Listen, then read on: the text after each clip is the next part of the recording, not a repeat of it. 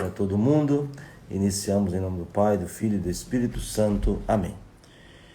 Nós os pedimos, ó Deus, que venha a nós a força do Espírito Santo, para que realizemos fielmente a vossa vontade e a manifestemos por uma vida santa. Por nosso Senhor Jesus Cristo, vosso Filho, na unidade do Espírito Santo. Amém. Então hoje, para a nossa meditação, nós temos o Evangelho que se encontra em João, capítulo 16, do versículo 29 ao 33. Estamos nesses últimos dias do tempo da Páscoa, nos preparando de forma mais imediata para a grande celebração de Pentecostes. E, portanto, durante esses dias, ouviremos ou continuaremos a ouvir o ensinamento de Jesus, que vai nesse tom de despedida, porém não de ausência, pois a promessa, que Jesus fez aos discípulos, no momento em que voltou para o Pai, era justamente de estar com eles para sempre. Aí estarei convosco até a consumação dos séculos. E quem garante essa presença de Jesus é justamente o Espírito Santo, esta força enviada do alto, a pedido de Jesus, para que os discípulos continuem a sua missão. O Evangelho de hoje é um pequeno trecho desse diálogo de Jesus com os discípulos na última ceia. E os discípulos dizem a Jesus: eis, agora falas claramente e não usas mais figuras, porque Jesus falava justamente da sua morte, da sua entrega.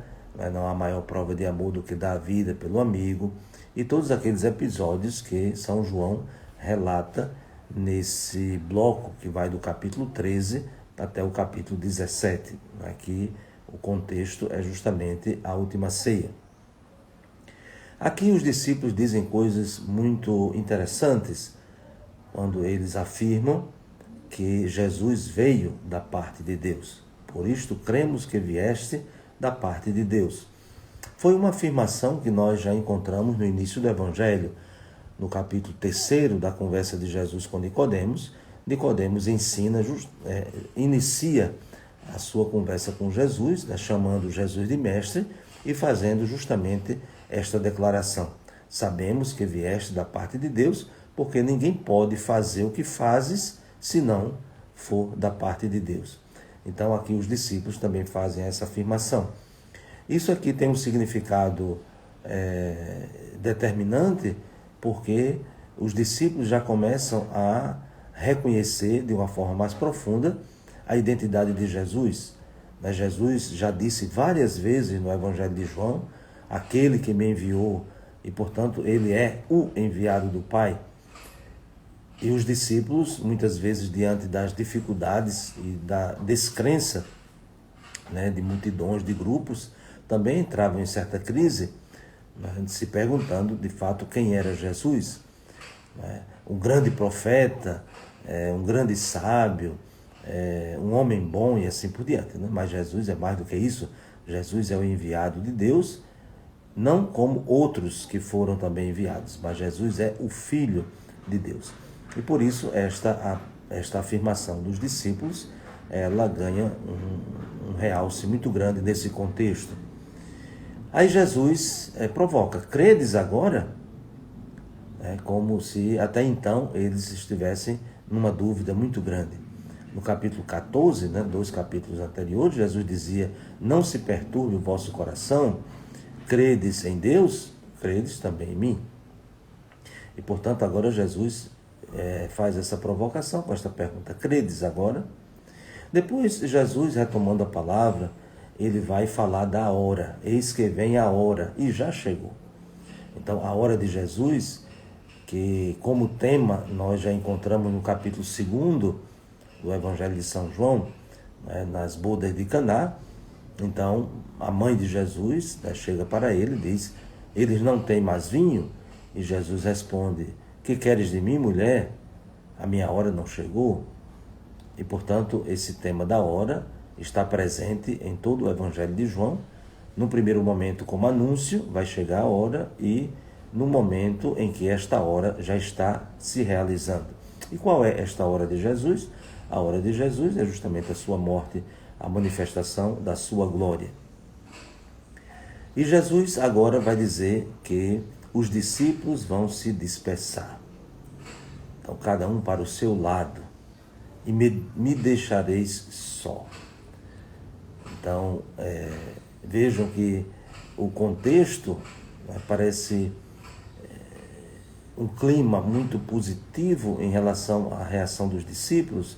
Eis que agora falas abertamente, porque vieste da parte de Deus, e enfim, tudo isso que os discípulos dizem.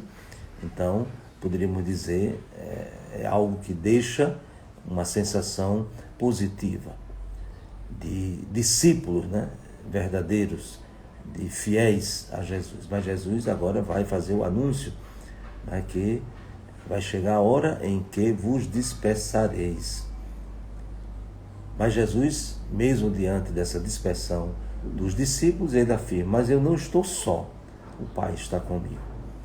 Então, essa palavra de Jesus revela, de fato, a sua convicção de sua comunhão plena, perfeita com o Pai. E, portanto, se Jesus estava na comunhão com o Pai, nenhuma dificuldade, nenhum sofrimento, nem mesmo a morte, nada disso ameaçou esta sua convicção, e por isso ele permaneceu fiel. Então, não são os discípulos que dão um suporte a Jesus, não são os adeptos de Jesus que estão com ele nesse momento, nesta hora da provação, mas é o Pai que o sustenta, porque ele vive pelo Pai, o Pai vive em comunhão com ele, e ele não faz nada senão fruto dessa comunhão com o Pai. E aqui Jesus também, continuando as suas palavras, ele diz aos discípulos que não podem esquecer, quando passarem pela provação, pela dor, eles não podem esquecer desta afirmação que Jesus fez. Isto é, Jesus permaneceu fiel à sua missão, e, portanto, os discípulos, mesmo passando pela crise, eles devem fazer um processo de amadurecimento. Jesus não engana ninguém: no mundo tereis muitas tribulações.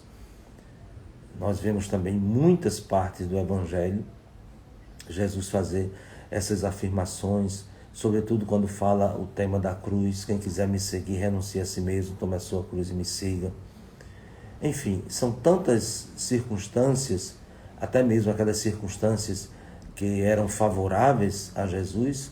Mesmo nessas circunstâncias, Jesus jamais omitiu esses momentos da provação, esses momentos do sofrimento, porque, caso contrário, estaria enganando os seus discípulos, como hoje, infelizmente, muitos falam em nome de Jesus, mas traindo a mensagem do Evangelho, querendo convencer as pessoas de que, aderindo àquele grupo, aderindo àquela religião, aderindo àquela seita, eles estarão isentos de dificuldades, de tribulações e de sofrimentos. Isso é uma ilusão. Isso é uma traição a Jesus e ao seu Evangelho. Quem quiser me seguir, tome a sua cruz e me siga. No mundo tereis muitas tribulações. Porém, Jesus não terminou ali a sua afirmação. Ele continua: mas tende coragem, eu venci o mundo. Então, que de fato se renova em nós essa certeza. Nós não estamos sozinhos. Nós não estamos abandonados. Jesus não é um ausente cuja vinda estamos esperando para não sei quando e caímos no vazio. De forma nenhuma. Jesus é permanentemente presente entre nós.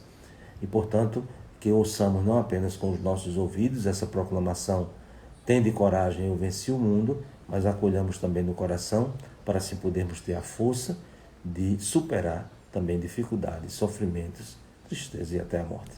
Então, que desça sobre vós a bênção de Deus Todo-Poderoso, Pai, Filho e Espírito Santo. Amém.